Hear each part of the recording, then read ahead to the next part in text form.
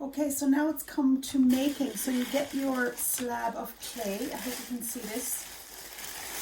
If you have any questions, just email me, jor@kinvarapottery.com, and I'll be able to answer your questions. So you've got a lump of clay here, like a pancake of clay. What you do is you know, 3/4 of the way down, you're going to twist off a little bit of that clay, about that much, and keep that wrapped in plastic.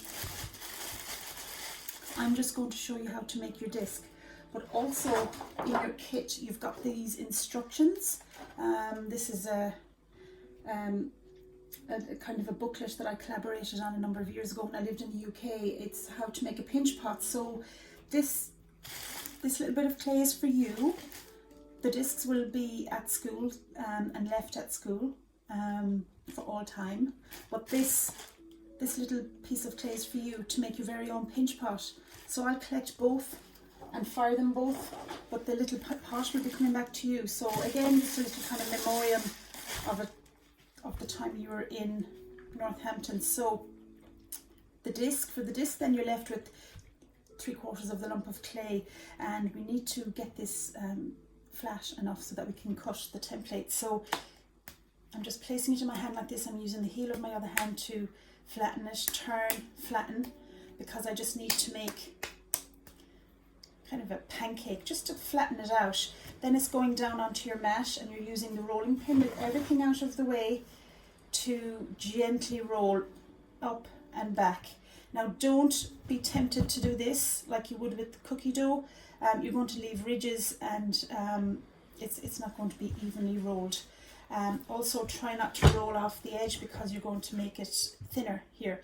So again, if I just demonstrate again, just up and back, lift the rolling pin, and then turn this upside down, and I think that's 180 degrees.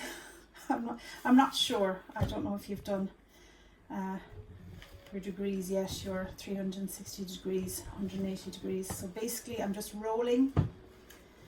Now is the time to get my guides in. So these are going either side, not squashed up, but they're going either side of my slab of clay.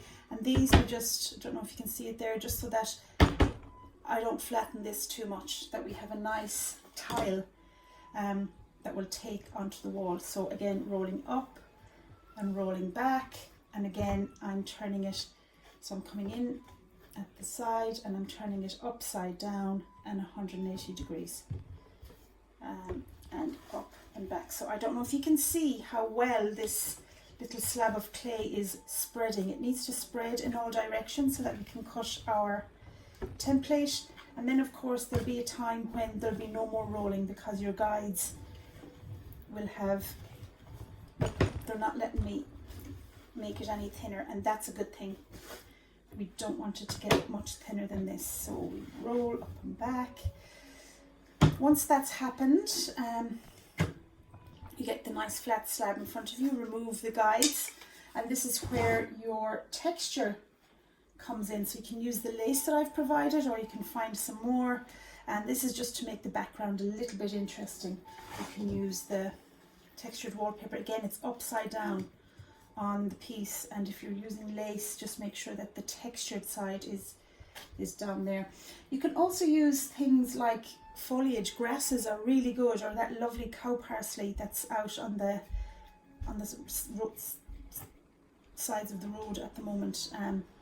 So again, I'm just kind of building a picture, and I want to put those there.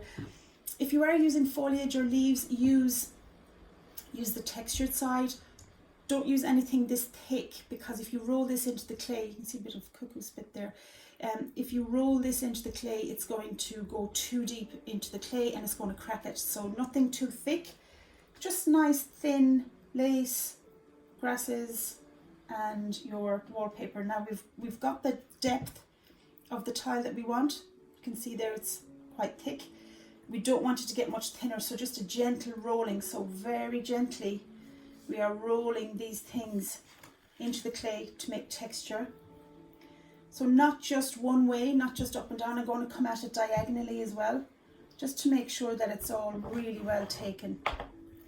Back and over, just a few times. You don't want it to get much thinner than that, and that's it. And when you pull these away, you'll see that they'll have left indentations, they'll have left a nice background. You can peel that away so you can see that's a nice little textured slab, and this will be lovely when it's glazed. If you want, you can use the stamps that are in here as well. So if you have any pocket of plainness or where you want to go over something, you can just, especially with the wooden stamps, you just give it, you press and give it a jiggle rather than pressing it in and destroying the clay. You just press and give it a jiggle and then peel it away. So again, that's quite nice. Then you get your template,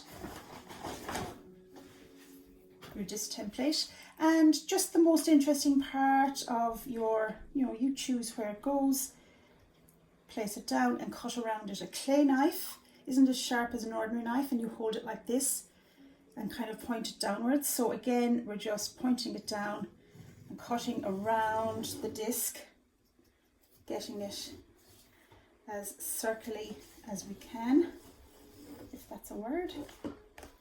So I've just cut my circle and I've cut a little slice here so I can peel this away and hold on to this because we'll be using this later. So you can see now you've got a nice disc. Mine isn't very circly actually, but you can take your time doing this. So this is basically the background of the disc that's going to be on the wall. Now you might not want to add things to it, like the other ones that you see on the back of the wall. So I'm just going to grab a bit of the clay that I've just cut from my circle, and I'm going to roll this one a bit thinner. So I'm just going to, just a bit thinner. And here's where your cutters come in. So I have a leaf cutter here. I have a flower.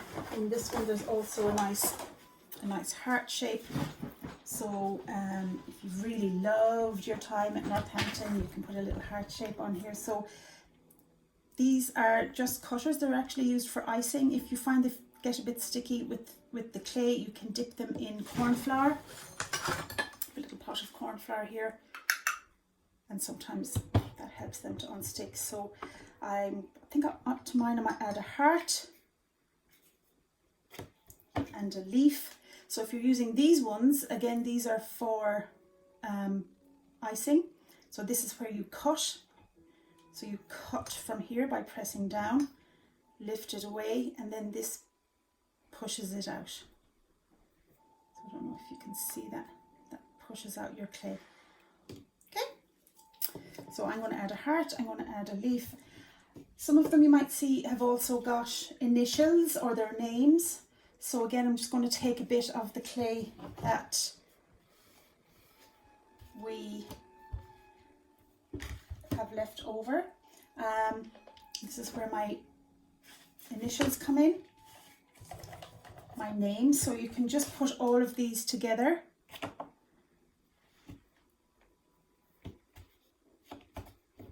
So you find your lettering and you put it together, and then you can stamp it.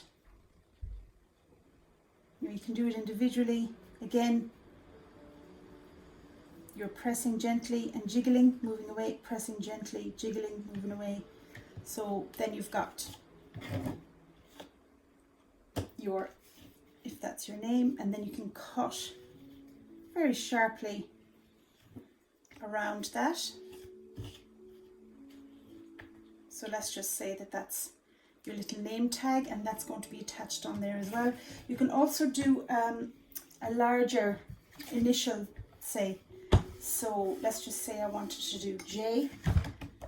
I'm just going to use my knife. See if you can see this here. I'm just going to, and again, just practice. You can probably get a pencil and draw it out on the clay first before you cut. Okay, so let's just say that's a J, and I'm going to add that to my disc. Okay, so now I'm going to do another little video on what to do next.